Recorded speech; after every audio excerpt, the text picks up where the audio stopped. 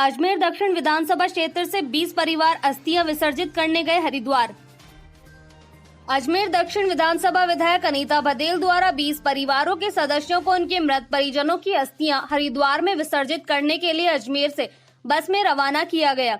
बदेल ने बताया कि लगभग 2 माह से लागू लॉकडाउन के दौरान क्षेत्र में जिन लोगों की मृत्यु हुई, उनके परिजन हिंदू धर्म के अनुसार मृत आत्माओं की शांति के लिए उनकी अस्थियों का विसर्जन हरिद्वार जाकर नहीं कर सके।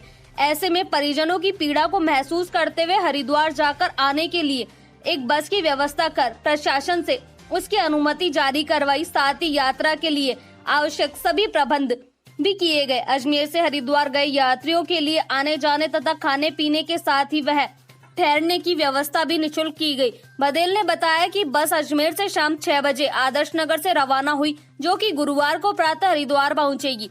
यात्रियों को रवाना करने से पहले चिकित्सकों की टीम द्वारा उनके स्वास्थ्य की जांच की गई तथा बस को अंदर से बाहर से पूरी तरह सफाई व सैनिटाइजेशन किया गया। उसके बाद अस्थि कलश लेकर हरिद्वार जाने वाले यात्रियों को विधिवत पूजा कराकर बस में बैठाया गया। प्रत्येक यात्री को मेडिकल किट भी उपलब्ध करवाया गया। लॉकडाउन अवधि में जो हमारे प्रियजन हैं उनकी अंतिम यात्रा पूरी हुई और उसके वजह से हिंदू संस्कृति में ये विशेष बात है कि जब शरीर से आत्मा निकल जाती है तो अस्थियों को गंगा में प्रवाहित किया जाता है और गंगा में प्रवाहित करने पर ही ये माना जाता है कि अब उसकी आत्मा को शांति मिली है। लेकिन लॉकडाउन के कारण से अस्थि विसर्जन नहीं हो पाया था और बहुत सारे ऐसे परिजन जो अस्थि विसर्जन करना चाहते थे लेकिन लॉकडाउन में नहीं जा पाए, उन सब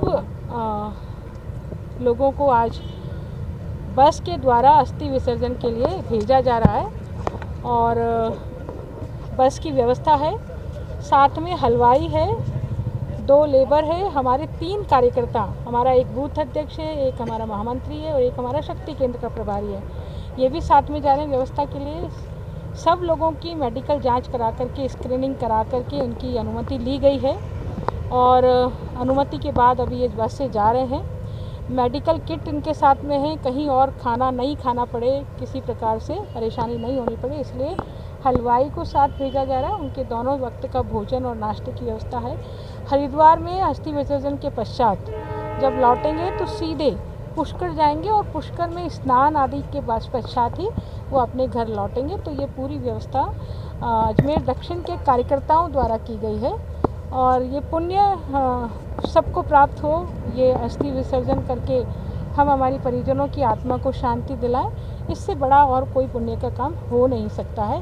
और विशेष बात यह है कि कल अमावस्या का दिन है, बड़ी अमावस्या है और इस अमावस्या के दिन अस्थि विसर्जन होना विशेष माना जाता है। तो ये सौभाग्य ही कहूँगी कि इस तरह से कार्यक्रम बना कि कल का दिन अमावस्या हुआ है और उस दिन ये अस्थि विसर्जन। लगभग कितने जने जा रहे हैं और एक परिवार से कितने? देखिए 43 जन है। 43 जनों में जैसे मैंने पहले कहा 3 कार्यकर्ता हैं, 2 हलवाई है मतलब, और बाकी के सभी गृहस्थ हैं और अपने जोड़े के साथ वो जाना चाहते थे तो जोड़ों के साथ वो गए। कहीं बेटा है और पत्नी भी है और पिता गुजर